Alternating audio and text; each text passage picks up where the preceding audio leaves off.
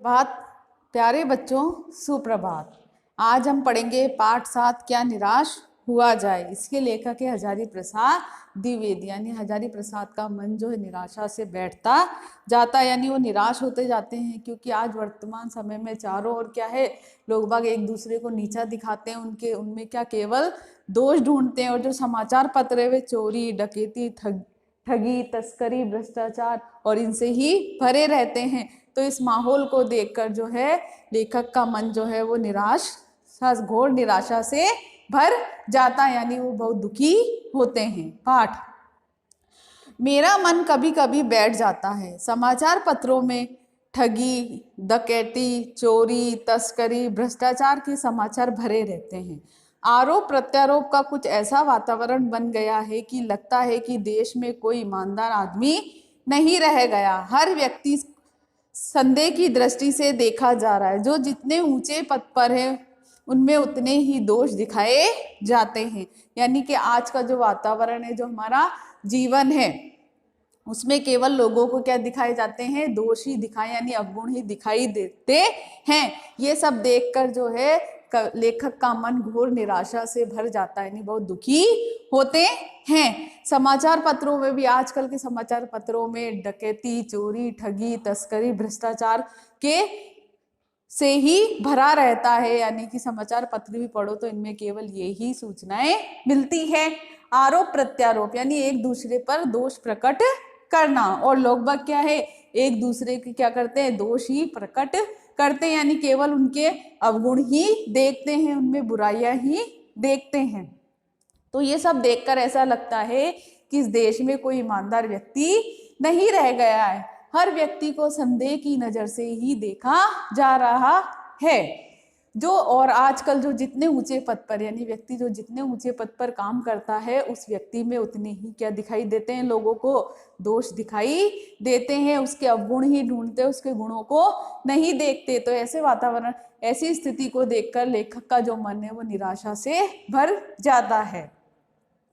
एक बहुत बड़े आदमी ने मुझसे एक बार कहा था कि इस समय सुखी वही है जो कुछ नहीं करता। जो कुछ भी करेगा उसमें लोग दोष खोजने लगेंगे, उसके सारे गुण भुला दिए जाएंगे और दोषों को बढ़ा चढ़ाकर दिखाया जाने लगेगा। दोष किसमें नहीं होते, यही कारण है कि हर आदमी दोषी अधिक दिख रहा है, गुणी कम, बिल्कुल ही नहीं। स्थिति अगर ऐसी ही है तो निश्चय ही चिंता का विषय है। यानी लेखक कहता है कि एक बार किसी मान्य व्यक्ति ने उससे कहा था कि समाज में वही व्यक्ति क्या है, सुखी रह सकता है, यानी वही व्यक्ति चैन और आराम से रह सकता है जो किसी काम को हाथ में नहीं लेता, यानी किसी भी काम को करने की जिम्मेदारी नहीं लेता, क्योंकि लोग उसमें कुछ भी दोष नहीं ढूंढेंगे। यदि वह व्यक्ति काम करने लगेगा तो लोग बाग क्या करेंगे, उसके दोषों को ही ढूंढेंगे, उसके गुणों की ओर ध्यान नहीं देंगे। उसके सारे गुण भुला दिए जाएंगे, और यानी कि उसके सारे गुण जो है वो भुला देंगे, और दोषों को क्या कर दिया जाता है, और बड़ा चढ़ाकर बताया जाता है। दोष किसमें नहीं होता, यानी कमी किसमें नहीं होती, सब में कमी होती है, लेकिन लोग बता देते हैं, केवल उसके दोष और उसकी बुराइयों को ही बड़ा चढ़ाकर बताते हैं। यही कारण है कि हर आदमी दोषी अधिक दिख रहा है, गुणी कम बिल्कुल ही नहीं। यही कारण है कि हर व्यक्ति में केवल दोषी ढूंढे जाते, उसे उसके गुणों को बिल्कुल भी नहीं देखा जाता, केवल दोष ही दोष को ढूंढते हैं। अगर स्थिति अगर ऐसी है तो निश्चय ही क्या है, चिंता का विषय। यदि समाज की स्थिति ऐसी ही है तो इसमें क्या है, ये एक चिंता का विषय, यानी आदमी को चिंतित होना क्या है, स्वाभाविक है।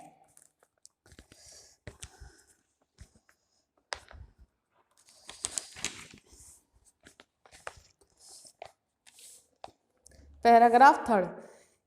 क्या यही भारतवर्ष है जिसका सपना तिलक और गांधी ने देखा था? रविंद्रनाथ ठाकुर, मदन मोहन मालवीय का महान संस्कृति सभ्य भारतवर्ष किस अतीत के गह में डूब गया?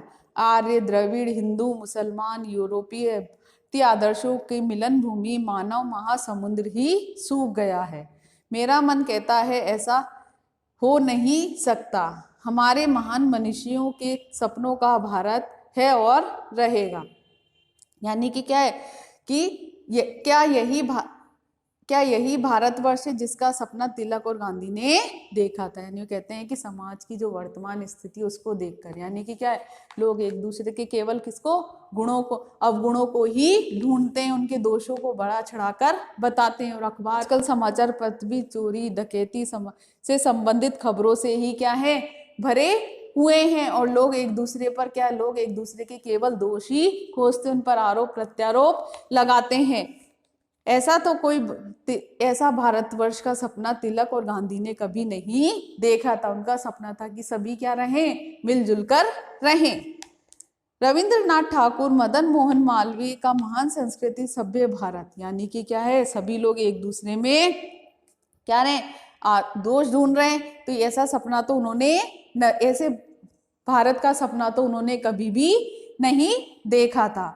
आर्य, द्रविड़, हिंदू, मुसलमान, यूरोपीय, है ना, ये सब जो जातियां भारत में आई थी, सभी क्या रहते थे, एक साथ मिलजुल कर रहते थे। लेकिन आज की स्थिति को देखकर ऐसा लगता है कि ये जो महासमुद्र था ये भी क्या है, सूख गया। यानी कि लोग सब में कमियां ढूंढ रहे हैं, एक दूसरे को क्या करना चाहते हैं, नीचा दिखाना चाहते हैं। तो कहते हैं कि ऐसे भारत का तो किसी ने भी, मनीषियों ने, जो किसी ने भी ऐसा सपना नहीं देखा था, बल्कि सब क्या रहे, मिलजुल कर रहे, ऐसा ही उनका सपना था। मेरा मन कहता है कि ऐसा नहीं हो सकता, यानी लेखक जो कहते हैं कि मेरा मन कहता है ऐसा कभी भी नहीं हो सकता। हमारे मनुष्यों के सपनों का भारत है और रहेगा। यानी कि उन्होंने क्या किया है कि भारत, जब सभी क्या है, जो हमारे ऋषि मनीषी महान ऋषि है, उन्होंने जैसे भारत का सपना देखा था, हमारा भारत वैसा ही रहेगा। यानी सब क्या रहेंगे, मिलजुल कर रहेंगे, एक दूसरे की सहायता करेंगे, कोई किसी को नीचा नहीं दिखाएगा। यह सही है कि इन दिनों कुछ ऐसा माहौल बना है, माहौल यानी वातावरण, ईमानदारी से मेहनत करके जीविका यानी कमाई का साधन जो रहता है चलाने वाले निरीह और भोले भाले श्रमजीवी पिस रहे हैं। यानी कि आजकल का जो वातावरण है वो ऐसा है कि जो ईमानदारी से काम करने वाला है, ठीक है, वो क्या होता जा रहा है, बल्कि और कमजोर होता जा रहा है। लोग उसका क्या कर रहे हैं, शोषण कर रहे हैं। झूठ फरेब का रोजगार करने वाले फल फूल रहे हैं। यानी ईमानदारी से काम करने वाले तो आजकल क्या है, दुखी हैं, कष्ट सह रहे हैं। लेकिन जो झूठ फरेब करके, धोखा करके जो कमा रहे हैं वो खूब फल फूल रहे हैं, यानी वो आगे बढ़ रहे हैं। और जो मेहनत करने वाले हैं वो क्या होते जा रहे हैं, और मुसीबतों को उठा रहे हैं, वो आगे बढ़ ही नहीं रहे हैं, बल्कि लोग उनका क्या कर रहे हैं, शोषण कर रहे हैं। ईमानदारी को मूर्खता का पर्याय समझा जाने लगा। यानी ईमानदारी को किसका पर्याय समझा जाने लगा है, मूर्खता का। यानी जो ईमानदार व्यक्ति है उसको किसके समान समझा जाता है, आज के वातावरण में, आज का जो माहौल है समाज का, उसमें मूर्ख समझा जाता है। सच्चाई केवल भीरू और बेबस लोगों के हिस्से पड़ी है। ऐसी स्थिति में जीवन के महान मूल्यों के बारे में लोगों की आस्था हिलने लगी है। यानी कि ऐसी स्थिति को देखकर लोगों की जीवन के जो महान मूल्य थे, कैसे सत्य, परोपकार, सरलता, सच्चाई, ये सब क्या हो रहा है, ऐसा लगा है कि ये सब क्या हो रहे हैं, हिलने लगे। यानी लोगों का इन पर से क्या होने लगा है, विश्वास उठने लगा है। लोग क्या होने लगे हैं, डरने लगे। यानी जो व्यक्ति ईमानदारी से कमा रहा है, बल्कि वो क्या हो रहा है, और ज्यादा समाज में दुखी है और उसका जीवन का गुजारा भी नहीं चल पा रहा है। और जो धोखे से, झूठ बोलकर जो कार्य कर रहे हैं वो और फल फूल रहे हैं, यानी वो आगे बढ़ रहे हैं। तो ऐसी स्थिति को देखकर लोगों के मन में क्या होने लगी है, जो जीवन के महान मूल्य थे उनके प्रति उनकी आस्था जो हिलने लगी है, यानी कमजोर पड़ने लगी है।